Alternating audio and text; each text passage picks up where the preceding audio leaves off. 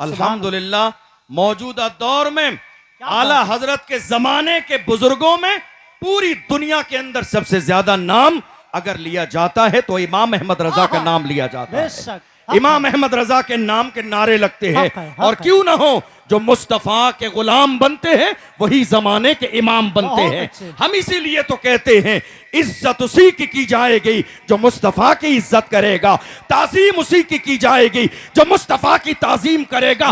जामिया नूरिया रज़विया के अंदर गुलामान इमाम अहमद रजा आज दुनिया के सामने फख्र के साथ ऐलान कर रहे हैं, इज्जत उसी की जाएगी जो मुस्तफा की इज्जत करेगा। और डॉक्टर इकबाल के अंदाज में ऐलान कर रहे हैं कि मोहम्मद से वफा तूने तो हम तेरे हैं, ये जहां चीज है क्या लाहो कलम तेरे है। नारे तकबीर, नारे रिसालत, उर्से रज़वी, जश्न दस्तारे फजीलत व इफ्तार जिंदाबाद। आज हिंदुस्तान की सरजमीन पर हालात हमारी निगाहों के सामने हैं।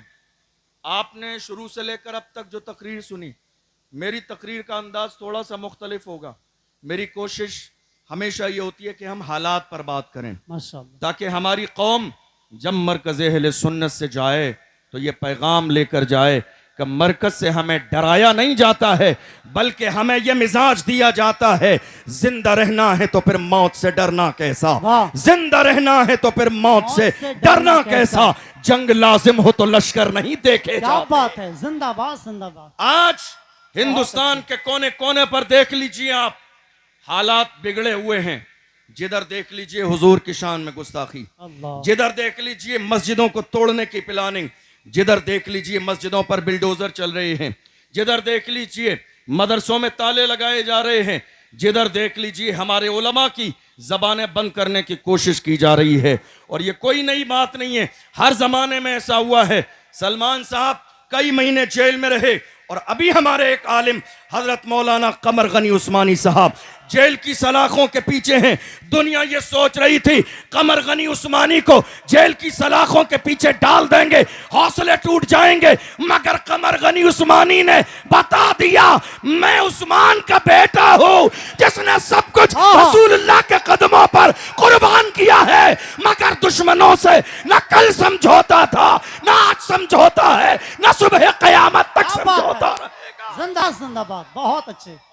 आज हमारी कौम का अलमिया ये है कि हमारे लोग भूल गए हैं, जो कौम की क़यादत करते हैं उन्हें लोग भूल जाते हैं। नहीं मेरे अजीजों, प्लान भी कीजिए कमर गनी उस्मानी साहब के साथ और दुआ भी कीजिए अल्लाह उन्हें रिहाई नसीब फरमाए। हम नहीं सोचेंगे तो कौन सोचेगा? हमारे दिल में दर्द नहीं होगा तो किसके दिल में दर्द होगा? हम नहीं बोलेंगे तो कौन बोलेगा? आपको मालूम है, मैं हिंदुस्तान के शहरों में अलग अलग जब जलसों में जाता हूं और इस तरह की बातें खुल के करता हूं तो कई लोग हमारे स्टाफ के भी और कई दूसरे लोग भी आ जाते हैं डराने के लिए और मुझसे कहते हैं अरे आपकी अभी शुरुआत है, अभी नौजवान है, आप इतना खुल के बोलेंगे, हमें ऐसा लगता है कि आगे कहीं आपके लिए मुश्किल ना हो जाए, आप इतना खुलकर बोल रहे हैं। आखिर आपके पीछे कोई बहुत मजबूत बैकग्राउंड है जिसकी बुनियाद पर आप दबते नहीं हैं, खुल के बोलते हैं। मैं ऐसे लोगों को बड़े प्यार से कहता हूं, अगर मेरे बैकग्राउंड की बात सुनना चाहते हो, तफसील बता दूंगा तो कलेजे दहल जाएंगे। आप मुझसे कह रहे हैं दबते नहीं है, अरे सुनो, क्या दबे जिस पे हिमायत कहो, पंजा तेरा शेर को खतरे में लाता नहीं कुत्ता तेरा। नारे तकबीर, इश्क मोहब्बत, इश्क मोहब्बत। जामिया नूरिया रज़विया बाकरगंज बरेली शरीफ। वाह वाह वाह। आज हालात ऐसे हैं, मुल्क के कोने कोने में खौफ फैलाने की कोशिश की जा रही है। हमारे जवानों के सीने में खौफ पैदा कर दिया गया। अल्लाह, आपकी तवज्जो है मेरी बात पर? जी हजरत, तवज्जो है आपकी? जी हजरत। क्या ऐसा हुआ या नहीं हुआ? जी। क्या खौफ नहीं फैलाया गया? क्या आज खौफ नहीं है लोगों में? है।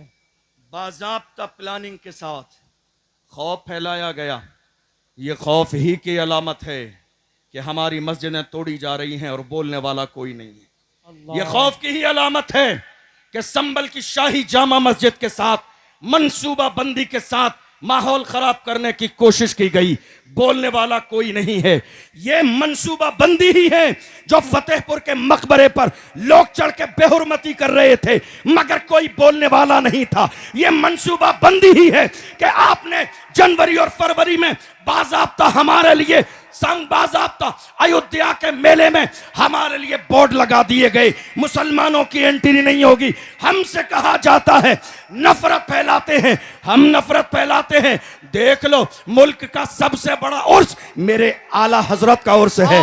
कोई बोर्ड लगा कि फुला नहीं आएगा, गरीब नवाज के उर्स में कोई बोर्ड लगा कि फुला नहीं आएगा, मखदूम की छोचा के उर्स में कोई बोर्ड लगा कि फुला नहीं आएगा। हमारे सीने कुशादा हैं, दिल कुशादा हैं, घर कुशादा हैं। और रही बाज़ाब्ता अयोध्या के मेले की बात, तो सुनिए, हमारे लिए बोर्ड लगा दिया गया, तुम्हारे लिए कलमा पढ़ने वालों की एंट्री नहीं है। मगर अल्लाह की शान देखो, खुदा जो करता है वो बेहतर करता है। बाद में हमें खुदा की ये मसलहत समझ में आई, अगर मुसलमान चले गए होते, वहां भगदड़ भी मची, लोग गिरे भी, आग भी लगी, लोग मरे भी। कहीं ऐसा नहीं कि कोरोना के जमाने की तरह ये दस्तार भी हमारे सर पे बांध दी जाती कि कोरोना इन्होंने फैलाया है। अल्लाह जो करता है अच्छा करता है। हमारे नाम का बोर्ड लगा दिया गया, एंट्री नहीं होगी। मगर जमाने ने देखा, जब मची भगदड़, लोग मरने लगे, तो यही कलमा पढ़ने वाले मुसलमान थे जिन्होंने दिल के दरवाजे भी खोले, मस्जिदों के दरवाजे खोले, घर के दरवाजे खोले और कहा खाना तुम्हारे लिए, पानी तुम्हारे लिए, बाथरूम तुम्हारे लिए, बिस्तर तुम्हारे लिए, चैन तुम्हारे लिए, सुकून तुम्हारे लिए। तब जाके उन दुश्मनों ने कहा हमने तुम्हें आने न दिया मगर तुमने बिस्तर लगा दिए। तो मुसलमानों ने कहा वो तुम्हारा किरदार था, ये मोहम्मद अरबी के गुलामों का किरदार। बहुत अच्छे, जिंदाबाद जिंदाबाद, सुभान तुम्हारा किरदार था, ये मोहम्मद अरबी के गुलामों का किरदार है।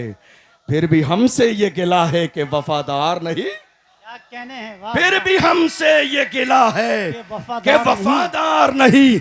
अरे हम वफादार नहीं, तू भी तो दिलदार नहीं। जिंदाबाद, क्या बात। आज वाह वाह, मुल्क के हालात दिन ब दिन खराब क्यों हो रहे हैं? आपने कभी गौर किया? खराब इसलिए हो रहे हैं कि जहां कौम मुस्लिम को बोलना चाहिए, मुसलमान वहां बोलते नहीं हैं, और जहां मुसलमानों को खामोश रहना चाहिए, वहां मुसलमान बोलते नजर आते हैं। यही वजह है कि हालात दिन ब दिन खराब होते चले जा रहे हैं। मैं बस अपनी कौम से इतना कहता हूँ, ये खामोश मिजाजी तुम्हें जीने नहीं देगी, ये खामोश मिजाजी तुम्हें जीने नहीं देगी। इस दौर में जीना है तो कोहराम मचाओ, इंतजार किस दिन का है? कोई सलाहुद्दीन अय्यूबी अब नहीं आएगा। मौजूदा दौर का सलाहुद्दीन अय्यूबी हमें बनना है, मौजूदा दौर का टीपू सुल्तान हमें बनना है, मौजूदा दौर का मोहम्मद बिन कासिम हमें बनना है। दुनिया रसूलुल्लाह की शान में गुस्ताखी करेगी, फख्र के साथ कहिए जो जान मांगोगे जान देंगे, जो माल मांगोगे माल देंगे, मगर ये हमसे कभी न होगा। नबी का चाहो जलाल देंगे। बहुत अच्छे, जिंदाबाद जिंदाबाद, बहुत अच्छे। आपने देखा नहीं, माशाअल्लाह माशाअल्लाह, रसूलुल्लाह की शान में गुस्ताखी हुई। हमारे कितने बुजुर्ग ऐसे थे, जवान जब इकट्ठा होकर गए अपने बड़ों के पास, कहा हम रसूलुल्लाह की नामूस के लिए मुल्क के कानून के दायरे में उठ के खड़े होना चाहते हैं, कुछ करना चाहते हैं। तो हमारे बड़ों ने डरा दिया और क्या कहा, हालात अच्छे नहीं हैं। बताइए ये जुमला सुनने में आया या नहीं आया? सुना या नहीं सुना आपने? क्या कहा? हालात अच्छे नहीं हैं। जवान खड़े हुए, बिठा दिया गया, जवानों का हौसला बुलंद हुआ, डरा दिया गया। जवान रसूलुल्लाह की नामूस के पहरेदार बनने के लिए आगे आए, उन्हें डरा के खामोश कर दिया गया। हालात अच्छे नहीं हैं। मैं तो ये जानना चाहता हूं, हमारे लिए हालात अच्छे कब थे? हमारे लिए हालात अच्छे कब थे? हमारी तारीख रही है, जब 313 थे तो लरसता था जमाना, जब 313 थे तो लरसता था जमाना। आज हम करोड़ों हैं तो करते हैं गुलामी, और आप समझ रहे हैं, मेरी बात की आप हिमायत करेंगे, जो कि यहां बैठने वाला या खड़े होने वाला हर शख्स इस परेशानी से दो चार है। ये जो कौम मुस्लिम गुलामी कर रही है, ये अपनी ही कौम में छुपे हुए दलालों की वजह से, अपनी ही कौम में छुपे हुए दलालों की वजह से। और हाल ये है, कौम के जवानों को पकड़वाना भी इनका काम है, लिस्ट बनाना भी इनका काम है, फिर पैसे फिक्स कराना भी इनका काम है, फिर पैसे लेना भी इनका काम है, आधे आगे बढ़ाना और आधे अपनी जेब में डालना इनका काम है। एक कप चाय मिल जाती है, कांधे पे हाथ रख दिया जाता है, तो ये समझते हैं नहीं नहीं हमारी बड़ी इज्जत है, परेशानी होगी, मारा जाएगा, हमें छोड़ दिया जाएगा। मैं कहता हूं, ऐ मेरी कौम के छुपे हुए दलालों, जब मारा जाएगा तुम्हारे लिए रेड कलर का कारपेट नहीं बिछाया जाएगा। डॉक्टर राहत इंदौरी ने कहा था, लगेगी आग तो आएंगे घर की इज्जत में, यहां पे सिर्फ हमारा मकान थोड़ी है।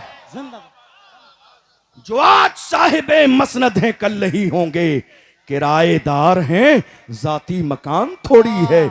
सभी का खून है शामिल यहां की मिट्टी में, किसी के बाप का हिंदुस्तान थोड़ी है। बेशक, जिंदाबाद। सभी का खून है शामिल यहां की मिट्टी में, किसी के बाप का हिंदुस्तान थोड़ी है।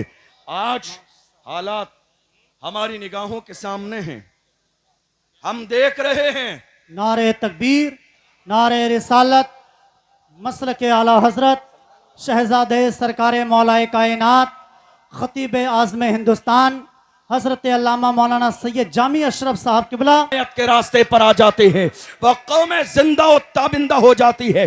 जो हाल आज मेरी कौम के जवानों का है, किसी भी दौर में मेरी कौम के जवानों का यह हाल नहीं था। मेरे कौम के जवानों की तारीख अगर जाननी है तो डॉक्टर इकबाल से पूछिए।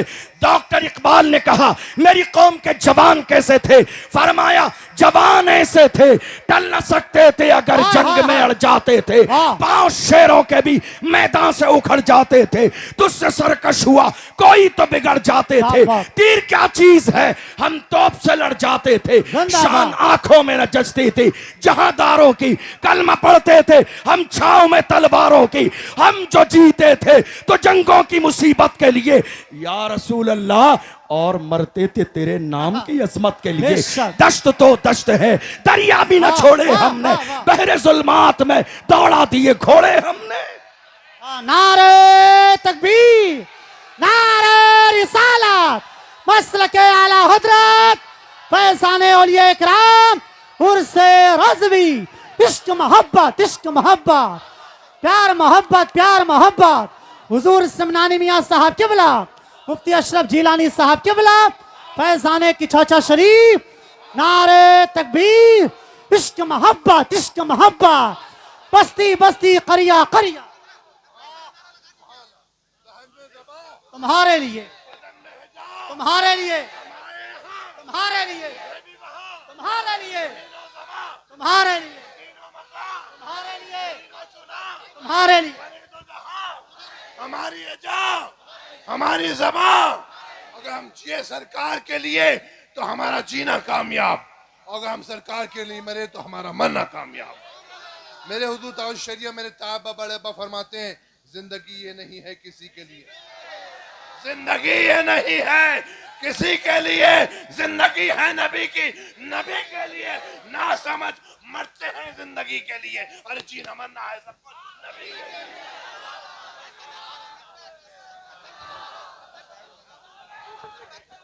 माशाअल्लाह, बस बस बस बस हो गया माशाअल्लाह। तकरीर सुने सुने माशाअल्लाह। हजार आज हालात ये हैं, लगातार ये प्लानिंग की जा रही है रसूलुल्लाह की शान में गुस्ताखी की जाए और पैगंबर की अजमत को घटा दिया जाए। बस 2-4 मिनट आपके ले रहा हूं, बात मुकम्मल होने लगी है। लोग कोशिश कर रहे हैं मुल्क के कोने कोने पर कि पैगंबर की शान में गुस्ताखी करो तो पैगंबर की शान घट जाएगी। मैं कहता हूं बेवकूफो, तुम्हारे चाहने से शान घट जाएगी। अरे हम बरेली वाले हैं, बरेली से आवाज आई है, रहेगा यू ही उनका चर्चा रहेगा, पड़े खाक हो जाए चल जाने वाले। जिंदाबाद, जिंदाबाद हश्र तक डालेंगे हम पैदाइश मौला की धूम, मिस्ल फारस नजद के किले गिराते जाएंगे, खाक हो जाएं अदू जलकर मगर हम तो रजा, दम में जब तक दम है जिक्र उनका सुनाते जाएंगे। एक जुमला हजरात, आखिरी 2 जुमले सुन लीजिए।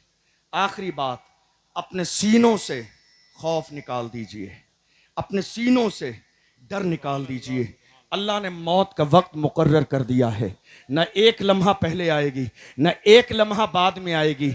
और याद रखिएगा, हमारी ये तारीख रही है बगदाद की सरजमीन पर, हजरत आखिरी 2 जुमले दे रहा हूं, बगदाद मोहल्ला की सरजमीन पर हजरत इमाम मूसा काजिम को जब खलीफा के दरबार में बुलाया गया था, उन्हें जलील करने के लिए आए, पैरों में आलीशान जूते पहनकर इतने बड़े मजमे में खलीफा ने कहा, देखो ये रसूलुल्लाह के शहजादे हैं, आजिज़ी नाम की कोई चीज नहीं है, पैरों में आलीशान जूते पहनकर आए हैं। तवज्जो है आपकी, आखिरी जुमला तवज्जो है आपकी, का देखिए पैरों में आलीशान जूते पहनकर आए हैं। उस वक्त में इमाम मूसा काजिम ने फरमाया, हमारा तेवर क्या थे, हमारा लेवल क्या था। इमाम मूसा काजिम ने पैर की तरफ इशारा करके फरमाया, ओ नादान, हम मुस्तफा की औलाद अपने पैरों में आलीशान जूते इसलिए पहनते हैं ताकि तुम जैसों की नजर हमारे जूतों पे रहे, तुम जैसों की नजर हमारे जूतों पे रहे। तुम इस काबिल नहीं हो कि हमारी पेशानी देखो। अस्सलाम वालेकुम।